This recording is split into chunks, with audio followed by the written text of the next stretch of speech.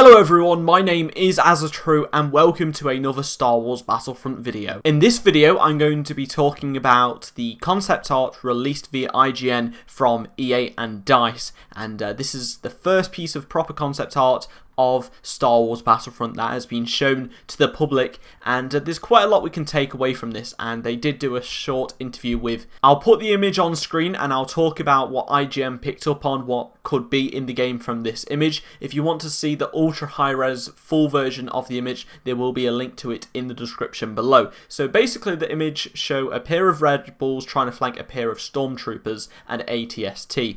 And one of the rebels is a woman and she is holding a standard blaster, whereas the man is holding a scoped rifle. The man has his rifle at the ready, whereas the woman actually has a thermal detonator.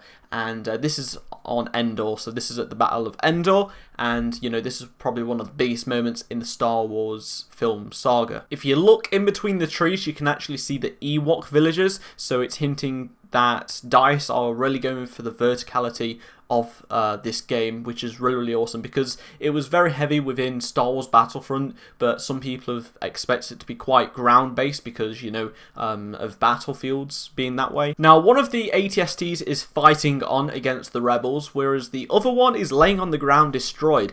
This is sort of hinting at the fact that maybe the vehicles that are destroyed within Star Wars Battlefront actually stay there, so it doesn't just suddenly disappear like they used to. Now, we don't actually have many gameplay details of the game yet, but the Battlefront design director Nicholas did actually talk about the game, and he said the scale of our maps and modes offer a great variety depending on the location, and he explained that Hoth, where the Rebel Alliance fought off invading AT-ATs in snowy plains, will differ to the size than the dense woodland of Endor. So I can only imagine that I think Hoth would probably be the bigger map because how big the scale of the battle was. That's just my opinion. We actually made the decision to specifically tailor certain maps to certain game modes, and what we get from this is not only incredible varied scales, but also gameplay that will allow players to live out some of their most memorable Star Wars battle fantasies, which is all what we want to do. That is what Battlefront is about. Obviously, this game is running on DICE's Frostbite engine,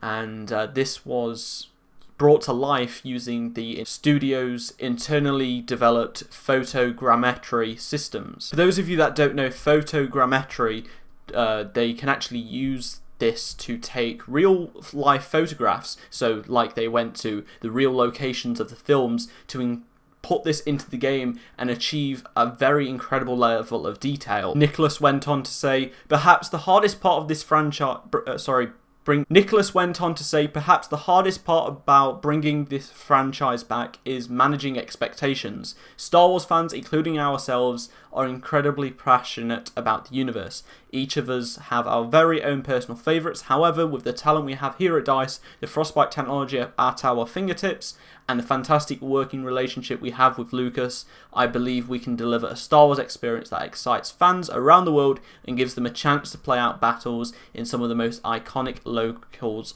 in the series history. We won't hear anything more for a couple of months now. I did actually make a video on the earnings call EA did yesterday, so be sure to check that out. There will be a link to it in the description below. But what they did say is, they said, we've been showing the game to some of our close partners, so that'll be, you know, console manufacturers, etc. And one of the things we hear is that it doesn't feel like any other shooters, and it's being fully born from Star Wars. That really strikes a chord with me and the team, and that is exactly the emotion and feeling we are going for, and we can't wait to show the world more this spring.